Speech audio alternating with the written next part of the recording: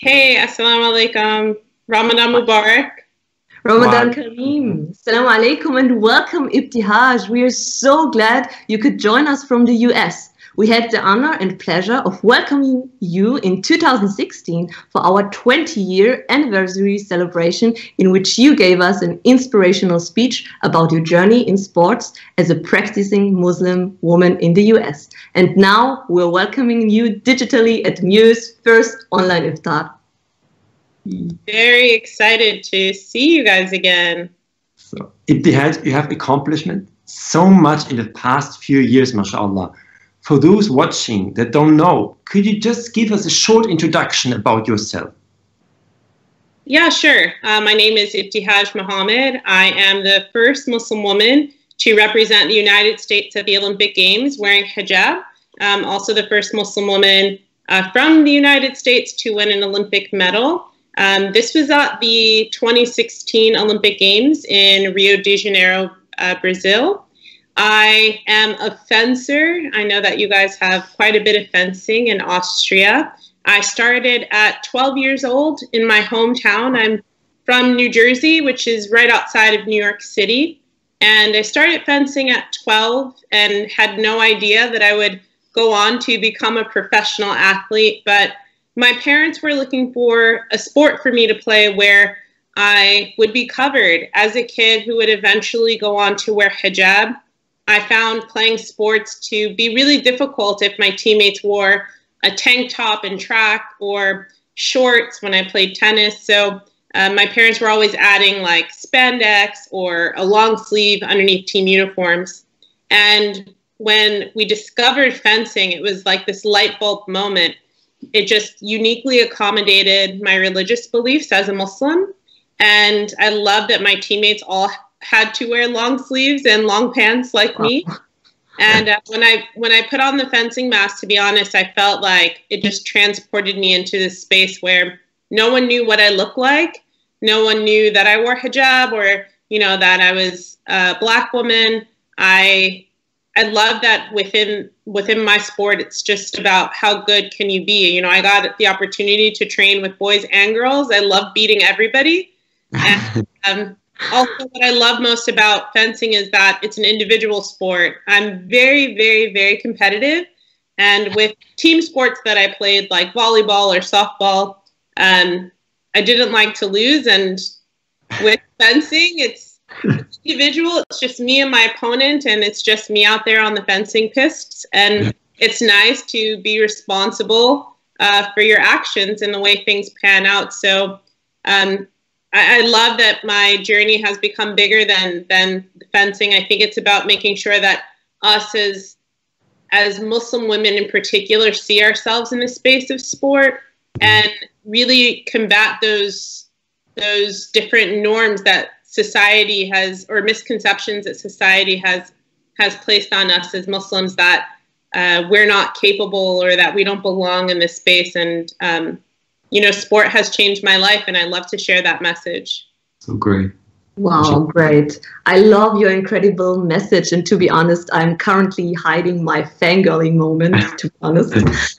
So then we've been hearing nonstop, and that's been following us around the last couple of weeks. It's the coronavirus. Mm-hmm. How are you dealing with the virus right now? Well, I'm in quarantine in sunny California. I'm in Los Angeles.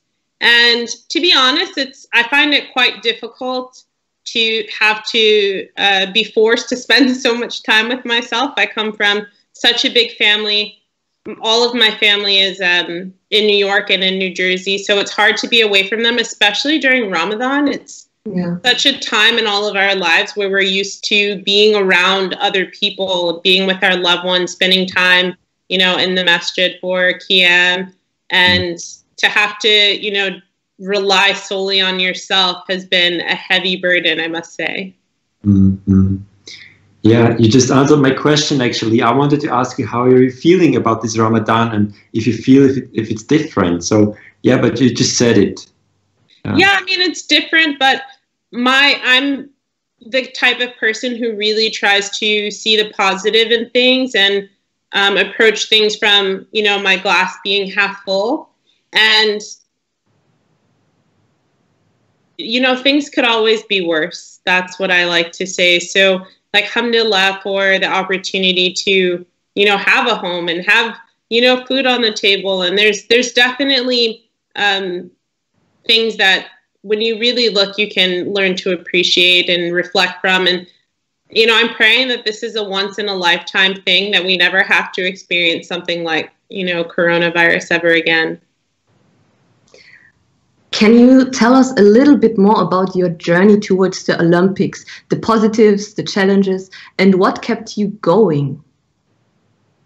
So I was on the United States national team for 8 years. So one Olympic team in those 8 years. And it was probably the hardest thing I'll ever do in my life, to be honest. I always say that there's Olympian and then there's crazy, and there's a line in between, and it's a very blurred line. Who knows, you know, where we fall. But I think that my family for sure kept me going. I had the opportunity to travel the world and compete with my younger sister, Faiza. And I think that the greatest challenges in sport are mental. You know, there's things that you can control and things that you can't control. I can control how hard I work, how much time I put into developing my craft, and things that I can't control, like maybe the discrimination and bigotry that I faced as a member of Team USA, dealing with difficult coaches or difficult teammates. And I talk a lot about those challenges in my memoir, Proud. And I think as difficult as that was, I wouldn't trade any of it. I think that those are notches in the belt that help you, or helped me understand how strong and resilient I can be. And I think that I owe so much of my journey to constantly putting my faith, you know, in Allah subhanahu wa ta'ala, and really just trying to lean on this belief that things that are meant for me will never miss me. And no matter what challenges I face or obstacles that may, you know, come into my path, I just really genuinely believe that I was capable of being successful in sport. Wow, incredible. So inspiring.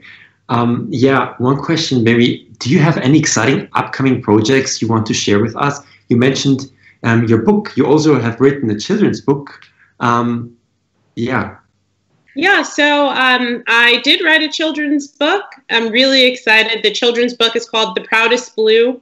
And I'm not sure if it's available yet in Austria, but it's an award-winning book here in the United States. And it's really beautiful. It's illustrated by a Canadian-Egyptian. His name is Hatem Ali. And it's just such a beautiful story about two sisters, my sisters Faiza and Asiya. And Asiya wearing hijab to school for the first time. Here in the United States, we don't have picture books and stories of Muslim characters, of Black characters. And I just wanted to make sure that kids who look like me, who have shared experiences of growing up and wearing hijab, to know that they're not alone. And I think just as important as it is for us as Muslims to see ourselves in the pages of children's literature, and for that to be a mirror for us to see ourselves, I think it's equally as important for those who aren't Muslim to have, you know, kind of this lens and this window into what it's like to wear hijab, and how it is a place of happiness and a source of happiness, and for us, and how it's just a part of who we are in our culture as Muslims. And I just wanted to share that story. And I love that it's gotten so much attention in the US, and I just hope to make the journey of hijab easier for our girls around the world. Wow. Thank you very much, Ibtihaj, for sharing this important message with our viewers. And as you might know, we have many viewers from all over Austria. Currently, we're counting about 1,000 of viewers. Thank you. Oh, and they sent us also some questions via Instagram. And I would like to ask you, how do you deal with face-to-face discrimination? Is asking one Instagram user. How do you deal with face-to-face discrimination?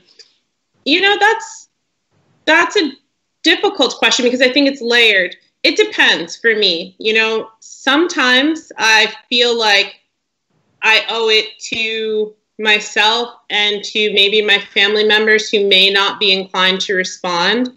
I owe it to all of us to say something. And other times I feel like I don't want to be drawn out of my own happiness. I don't want to, sometimes I just don't want to deal with that bad negative energy in that moment. And sometimes I choose to ignore it. And I think that they're both equally as important, that we have to remember ourselves. I don't know about, you know, the current political climate in Austria, but in the United States, it's really difficult for minorities. We have a president who is openly bigoted and has really incited a lot of hate and bigotry in our country. So in my, you know, like 33 years of existence, I think this is the hardest it's been as a minority. And to have those microaggressions happen, some days I choose to approach it and address it, and other days I don't, because I think that my happiness is important, and it's important to that, you know, you take care of yourself. Thank you, Ibtihaj. Yeah. One last question. Mm-hmm. How do you plan your day with sports during Ramadan? Oh, such a good question. I find that especially during quarantine, I have to keep moving. And I think I spent so much time in my life not only fasting, but also training. I'm not a person who ever chose training over my faith and over my Islam. I always found a way to make it work. So I was always training while fasting. And I normally would have to do 2 trainings a day. And now that I'm no longer training, I choose to do my workouts right before Iftar comes in. So, or right before Maghrib comes in. So here we break our fast around, I don't know, like 7:40, 7:45 p.m. I will start my run at like maybe 7 p.m., finish at 7:30, and like literally be waiting, you know, by my phone. As soon as I hear the adhan go off, I'm like chugging water. I'm that person. But I find that keeping active is what's keeping me sane, quarantining solo. This is so cool. Thank you so much for sharing all these, inspiring words. Thank you so much. We would like to ask you if we can make a group picture. I mean, it would be a screenshot. So I'm counting from 3 to 1 to 0, and then just give us your best and biggest smile you have. Okay. 3, 2, 1, 0. Yeah. Thank you so much, Ibtihaj. And we wish you a blessed rest of Ramadan, inshallah. And thanks for joining us. Thank you. Ramadan Mubarak. Ramadan Kareem. Assalamu alaikum. Alaikum assalam. Assalamu alaikum, Tudines.